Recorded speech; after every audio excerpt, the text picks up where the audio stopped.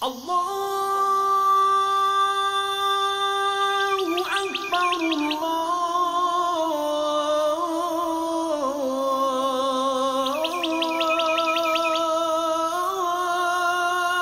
Allahu Ekber.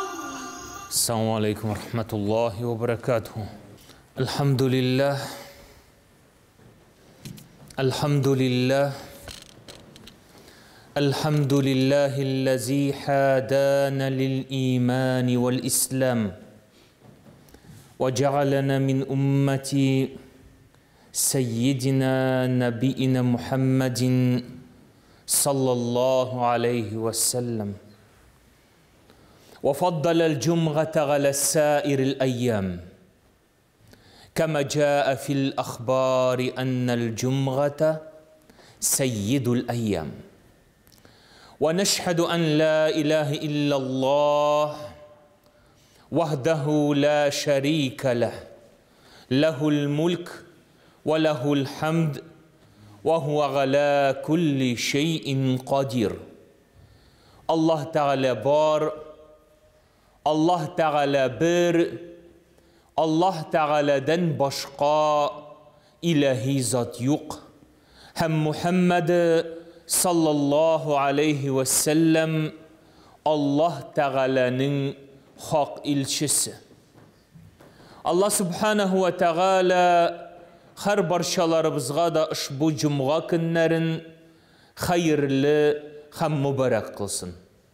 Allah Teala'nın emrin işitip siyikli Peygamberimiz Muhammed sallallahu aleyhi ve sellem'nin ündevin şakırıvın işitip, cımğa namazlarına kilgen cemği Müslüman kardeşlerimizge Allah Teala hayırlı bereket birip, atlap kilgen her adımımız sayın Allah Teala günahlarımızdan arınıp, Allah Teala karşında bulgan derecelerimizin üstüne sebepşi bulsaydı. Allah Teala avrularga şifa birsin. Allah Teala musafirlarga illerine, jirlerine isen imin eylenip kaytırga nasip eylesin. Hürmetli din kardeşlerim, bugünkü cumğa mevgizemizde edep, ahlak meselelerin kuzgatası kile. Kay vakitte anla bitirmeybiz, ni ul edep, ni ul ahlak. Ahlak ol kişinin hulqı bilen beyli. Ahlaki sıfatlar hakkında eytile. Edep ol tertip, yani etiket bilen İslam şeriatının talebi, yani nindi de bulsa emirler bilen şeriatının talepleri bilen beyli bulgan işler. Mesela kişinin uyalşan buluğu, yani bu anın ahlaki sıfatı. Tertipli buluğu, o anın edebinden kile. Edebinden kile. Allah subhanahu ve teala bizlerge şuşu edepni özümüzde buldururga emir kıldı. Edepni özümüzde buldururga emir kıldı. Yani eğer de ol bulmadı iken sin anı kesip itip aldır dedi. Allah subhanahu ve teala Kur'an-ı Kerim'de 66. surenin 6. ayetinde bizlerge müracaat itip eyte. Ya eyyühellezine amenu qu enfusekum ve ahlikumun nara. Ey iman getirgen bendeler, özünüzni, ahligizni, ailegizni, balalarıgizni cehennem utundan qutqarıgızdır dedi. Şulay yok Allah subhanahu ve teala Maide suresinin 105. ayetinde müracaat etti. Ya eyyühellezine amenu aleykum enfusekum dedi. Yani ey iman getirgen bendeler, özünüzni, Qaragыз, үзегезгә ихтибарлы булыгыз, үзегезнең сыйфатларыгызны өйрәнегез дип Аллах Субханаху ва Тәгалә үзебезгә ихтибарлы булырга боерды. Менә шушы ике аяттан чыгып, без үзебезне иң әвәл өйрәнергә тиешбез. Һәрбер кеше үзенең халатын белә. Кеше каршында без тәртипле. Өстәл артында утырганда без үзебезне бер төрле тотабыз. Ягъни кеше булганда үзебезне бер төрле тотабыз. Ләкин битенебез беләбез, асылда без андый түгел. Асылда без башка төрле. Кайчан син үзең генә ялгыз гына каласың, һәм дә инде менә шушында синең хакыйкатың ачыла. Әлбәттә бар шундый кешеләр үзләренең шушы сыйфатларын белмәүче, өйрәнмәүче кешеләр. Чөнки ул аңа хаҗат дип тапмый. Әгәр кеше үзенең хакыйкатын белсә, үзенә караса, үзенең нинди икәнлеген белсә, ул аның өстендә эшли башлый. Хатаңны тану төзәлүгә бер адым дип әйтәбез.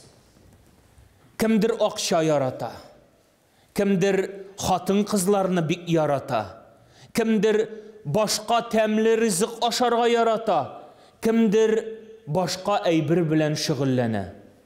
Һәрбер кешенең гаебе, үзенең әйберләре бар, кимчелекләре бар, һәм менә шушында кеше үзенең әдәп, әхлак сыйфатларын тизекләндерә башлый. Монда безгә иң әвәл үрнәк булып Пәйгамбәребез саллаллаху алейхи ва саллям тора. Гаиша радиллаһу анха әйтә иде: "Кана хулқуху Qur'анан." Ул Расулуллаһның хылқы, әхлақы ул Qur'ан иде. Qur'an иде ди. Qur'анда булган бүтән яхшы, күркәм сыйфатлар алар Пәйгамбәребез саллаллаху алейхи ва саллямда шагылыш тапты. Шул сәбәпле дә Аллаһ Тәгалә әйтте: "Лaqad kana lakum fi Rasulillahi uswatun hasana." Дөрестлектә ул Пәйгамбәр йөзендә без сезгә кешелек үрнәген куйдык диде. Пәйгамбәребез саллаллаху алейхи ва саллямнан көлделәр, мәсхәрәләделәр, ләкин шул ук вакытта аны санладылар. Ни өчен? Чөнки Пәйгамбәребез саллаллаху алейхи ва саллям әһле тәртип булды. Шәригатьтә шушындый төшенчә бар, әһле тәртип. Әһле тәртип дигән төшенчә бар. Ягъни бу кеше бүтән үзенең шәригатьтә булган бүтән таләпләрен җиренә җиткереп укый. Гомерендә намазын бер дә калдырмый, намазны вакытында укып берсен дә аны шитләтмәгән кеше әһле тәртип дип атала. Безнең һәрбер кешенең эчендә авырулар бар. Ул тәкәбберлек булсынмы, ул башка әйбер булсынмы, яки явызлыкмы, яки минлекме, булар барысы да кешене халакәткә илтә бит. Шушындый бер хикмәт ияләренең сүзләре бар. Ягъни шәһвәт, нәфес, теләк патшаны да кыл итә ала. Әгәр инде син сабыр иясе икәнсең, тыйнаклык иясе икәнсең, әдәп иясе икәнсең, менә шушы сыйфат кылны да патша итә ала. Кылны да патша дәрәҗәсенә күтәрә ала. Әлбәттә, әдәп иң әвәл кешенең үзенең эшеннән башланып китәргә тиеш. Син башыңдагы фикерләреңне, Kündəlik işlərini tərtibkə kitirə olmadın ikən, senin ədəbin bulmayacaq. Ədəb ol, aytdık, kişinin normalары, tərtibləri. Biz aytəbiz İslam dinində şuşundu əybirlər deyib qaralğan. İslam dinində demokratiya yox. İslam dinində bütün əybirni öz vaxtında işlərgə gerek. İrtəngi namaz vaxtında ғana farız. İlə namazı ilə vaxtında ғana farız. Qalğan namazlar da öz vaxtında ғana farız. Qalğan vaxtda ol buruş. Ramazan urazasın biz Ramazanda ғana tutabız. Məni hazır dekabrda tutmayız. 6 saat gün uzunluğu bulğanda. Hacını da belgilənген vaxtda ғana qılabız. Qalğan əybirlərində bu tərtib. Şəriət bizdən şunu talep etə. Əlbəttə, bir köp ilim əhəlləri var. Bir köp oquşular var. Lakin Hasan Basri Hazretleri aytgancha, kişinin ilmi bulup da ədəbi, əxlaqı bulmasa, ol indi galim tugil, dinge ziyan kitiruşu bulurdu. Çünkü bu kişiye kişi galim deyip qarida, onda bulğan tertipsizliklerini görüp, İslam dini hakkında şuşundu oy fikir yürüte başlayı.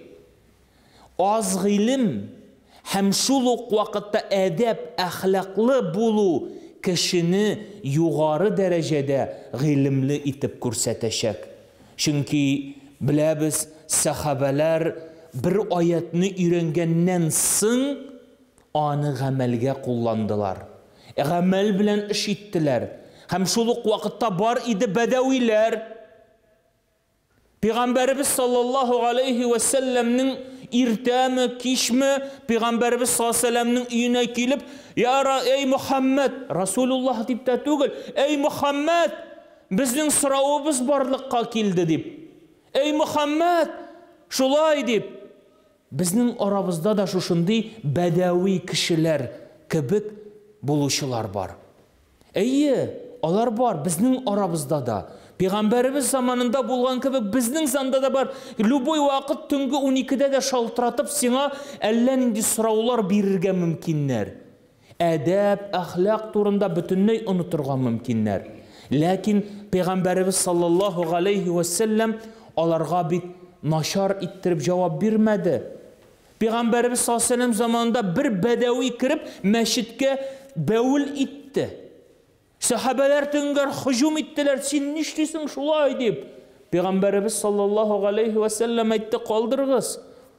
Kaldırığız. Ana bir şilek su alıp kirip şul jerini paklağız. Ol sizge hayırlarek bulur dedi. Ağını sükkençiге qaraganda.